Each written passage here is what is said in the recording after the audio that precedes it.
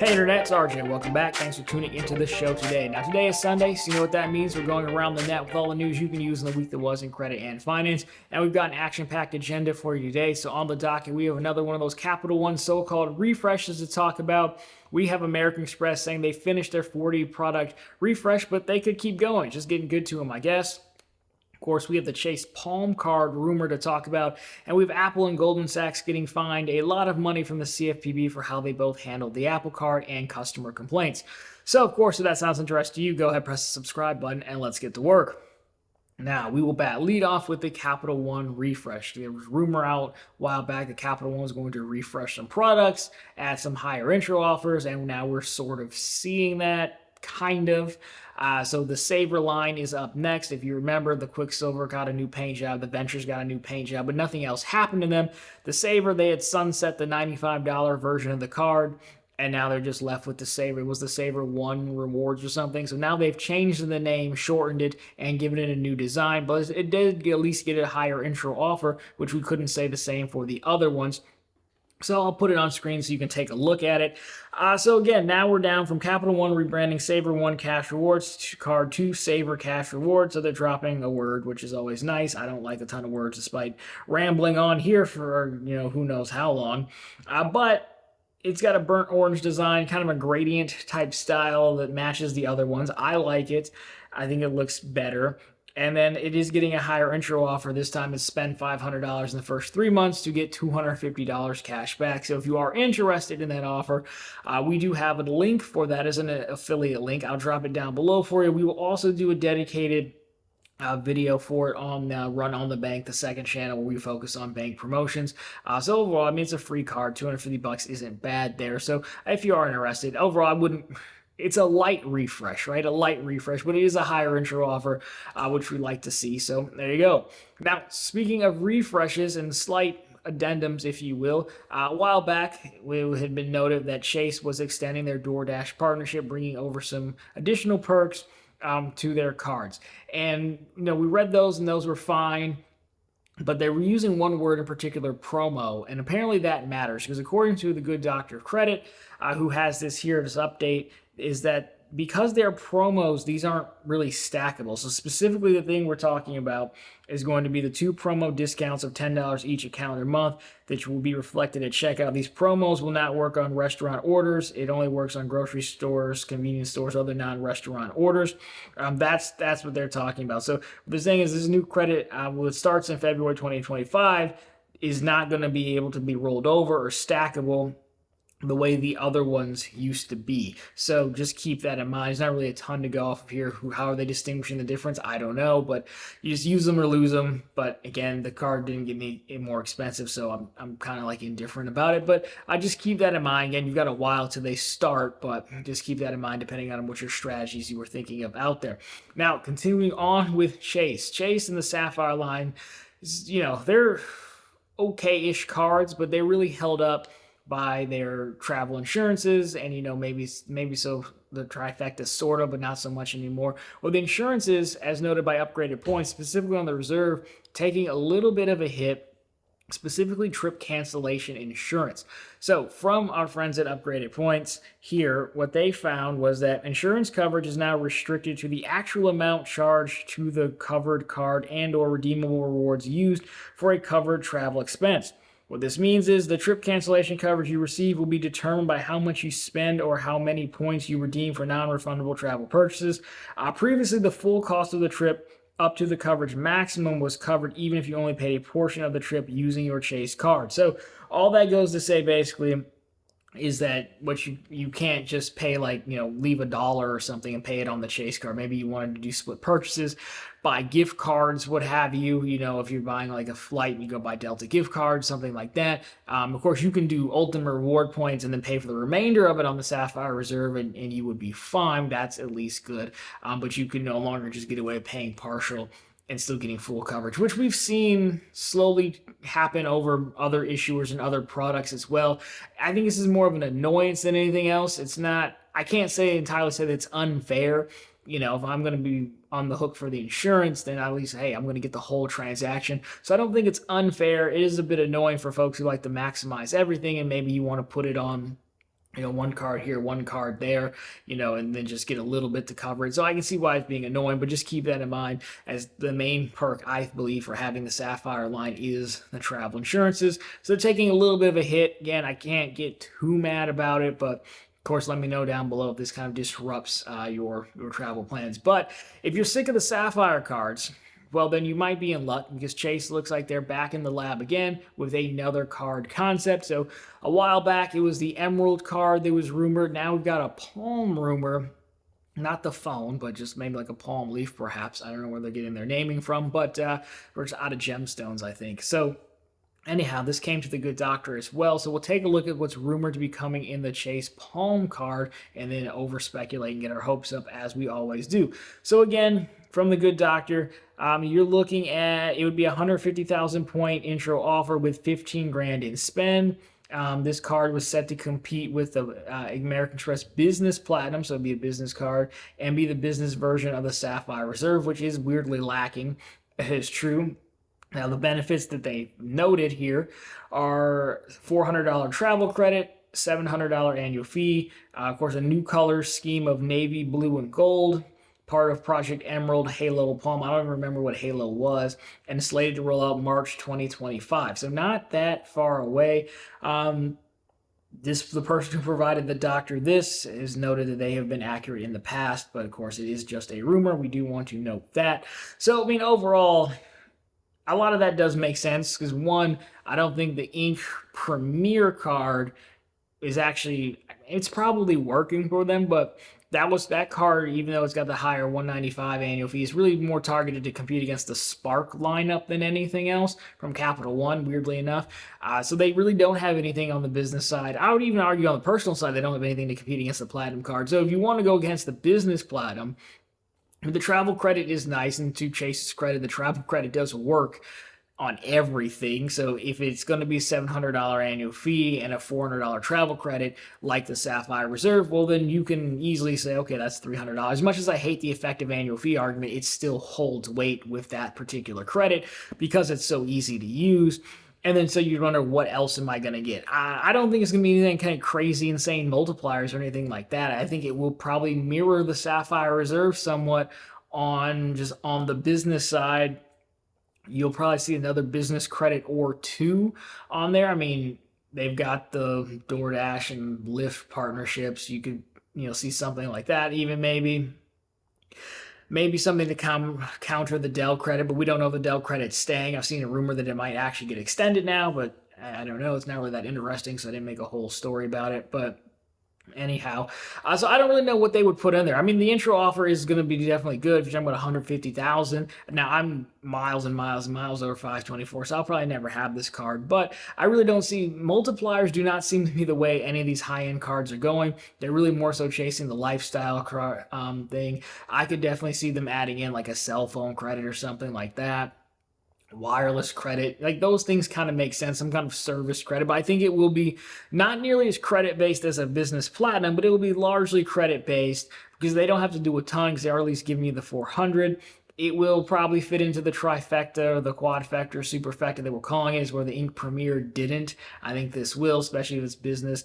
That makes sense. Probably some kind of, because you still want to have reason to push people to the other cards as well. So I don't know that you would, outright, do that and take from those, and there's a lot of decent stuff on the Ink Preferred.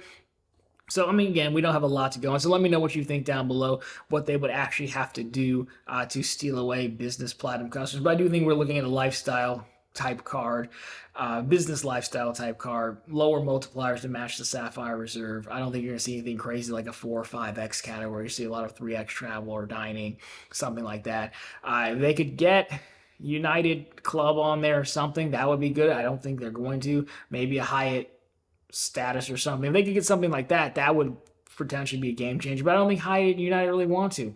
So they probably won't get any of that, or they'd already have it, is my guess, let alone on the JP Morgan Reserve. So anyhow, keep your eye out for that.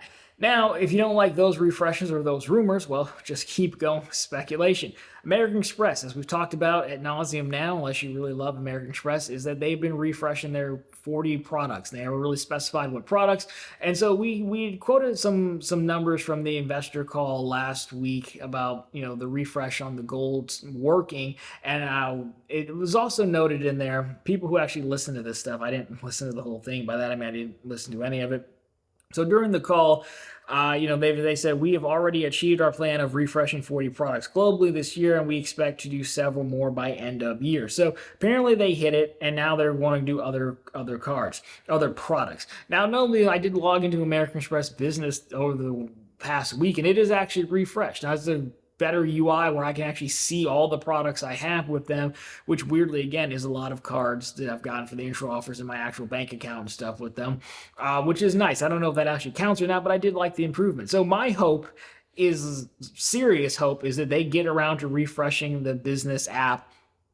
I've said it before, they've got Business Blueprint, which is supposed to be their thing to manage all your money, fair enough, but it's slow. You can't do anything. You can see your credit cards, but you can't interact with them. You have to go out to the credit card app, which is good. No one else is like that. Make it one. You can tell it's trying to do single sign-on, and once you log in, it does a redirect probably to some server with your password and comes back, and it's slow. I would like to see that.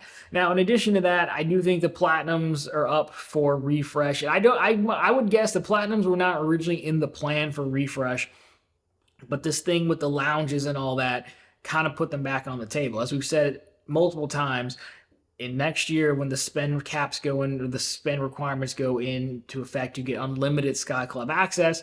I still don't think it affects a lot of people, but it does really hurt that you're taking something away that used to be there as part of the $700 deal, which is unlimited access, and now I'm not getting it. The same with, guest passes for Centurion, having to spend 75 grand and things like that, right? So I think because of that, they've got to do something. There was also a headline, someone had it, they said, Amex boss admits that the Platinum card has become a lifestyle card.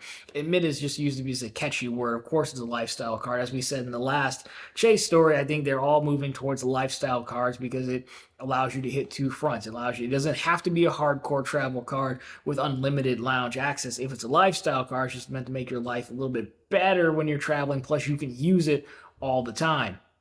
Again, a refresh card would probably come with a higher annual fee and more credits and coupons. I mean, I think they're going to have to add a multiplier to it, but they just seem just bent on not doing it. So really, I think it's just something to make it not feel like you're totally losing out on them taking away your unlimited lounge access. Granted, they don't really care about you if you're not spending that much on the card, but that's still a lot of people to not care about. Also, they could tweak it enough to open up the space for another level of card, that Optio or whatever they were rumored to be doing way back when. Because, again, if Chase is about to do another $700 card, we're escalating, and the price is going to be $900, I think, on the next round of Elite cards. But that's just the way it's going. So, I don't know. I think it's the Platinum. Green, maybe the green. I don't know. I don't feel super strongly about it, but let me know down below. They're kind of out of products to refresh aside from those. So there was at one point another potential picture of a Platinum card design, and they didn't know, the HTML said, quote, new card image, but it didn't look like any of the current lineup, and they just got done refreshing the green, gold, and platinum to look the same. So I don't know if they'd actually do it. It looked more like the everyday cash cards, but in white. Doesn't seem like we're going in the right direction, but oh well. Someone who's definitely not going in the right direction, did not go in the right direction, is Apple and Goldman Sachs. Now, as you already know, because we've already talked about it, Goldman Sachs wants out of the card, but what we've kind of haven't touched on in a while is the complaints against Apple and Goldman and how they handle consumer complaints. So The Verge has a good article about this and what happened, so we will borrow from them. We like The Verge. So the CFPB announced fines totaling $89 million against Apple and Goldman Sachs because the companies illegally mishandled transaction disputes and misled iPhone purchasers about interest-free payment options with the Apple Card. CFPB says the issues affected hundreds of thousands of Apple Card users. Apple didn't send tens of thousands of Apple Card transaction disputes to Goldman Sachs. According to the CFPB says that Goldman Sachs didn't complete timely inquiries on disputes it received in accordance with federal law. Cardholders were also led to believe that they would automatically get interest-free financing if they bought Apple devices using the Apple Card, but many cardholders were unknowingly charged interest because they were not automatically enrolled as expected. CFPB says that they were only showing this for people shopping in Safari, which is such an Apple thing to do. CFPB says Apple will have to pay $25 million civil money penalty that will go into the CFPB's victim relief fund. Goldman will have to pay at least $19.8 million in redress, a $45 million civil money penalty, and cannot introduce a future credit card product before giving the CFPB a credible plan on how that product will comply with the law. That's a lot there. Yeah, I mean, well, the last part, I think Goldman's more than happy to never enter the credit card space again. That one shouldn't be a problem. To be banned from starting a credit card, I don't know if we've ever seen anyone be banned. Like, no, you can't do it unless you can demonstrate to us that you can actually handle it. The Apple thing of only showing people stuff in Safari is such an Apple thing to do. I totally believe they did it. But yeah, there were a lot of complaints in the beginning of how they were handling stuff. And to me, it just seems like, again, Goldman never really got a full handle on how to manage, products in the regular people banking space. And it sounds like Apple never really took it too seriously and kind of thought they would just shove it off on Goldman, or they didn't understand their responsibility, or they didn't care enough to honor their responsibility, or what have you. Not really sure there. I definitely believe they would only show people stuff in Safari and not even worry about if you looked at another browser, which is hilarious because Chrome is like the most popular browser by far. So yeah, there you go. That is the end of their relationship for sure. Goldman can't even take on another card if they wanted to. Apple still needs to find a new home. Maybe it'll be Chase. Maybe it'll be somewhere else. Yeah, not much to say about that. I just thought that one was interesting. I think, a lot of Apple's been putting a lot of this on Goldman, but as we can see, Apple probably wasn't really prepared to handle this card either. They were more so caught up in, the user interface and using it to move merch, which of course is why the card exists, to move more Apple devices. Who am I to talk? I have a bunch of Apple devices. I get it, but they seem much more focused on that part and less focused on the rules and this, that, and the other, and not even forwarding on the complaints, not even giving Goldman a chance to. Once you forward them on, they don't know what to do with them because they're not really good at this part of regular people banking. So now they're all getting fined, and Goldman is banned.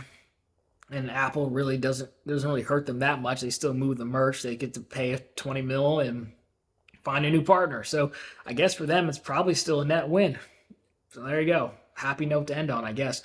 Anyways, that'll do it for this one. So, of course, if you liked it, drop me a thumbs up down below. If you found it particularly interesting, consider subscribing to the channels. We're posting content just like this every single week. Of course, right back here every Sunday with all the news you can use in the week that was in credit and finance. And, of course, every single day over on profitablecontent.com. That is the channel's blog, always linked down below for you, and on the channel homepage. We not only post the latest news stories just like this, plenty of bank promotions, and, of course, credit card offers, just like that revamped Savor card if you're interested. Anyways, guys, that'll do it for this one. As always, thanks so much for watching. I'll talk to you very soon in the next one.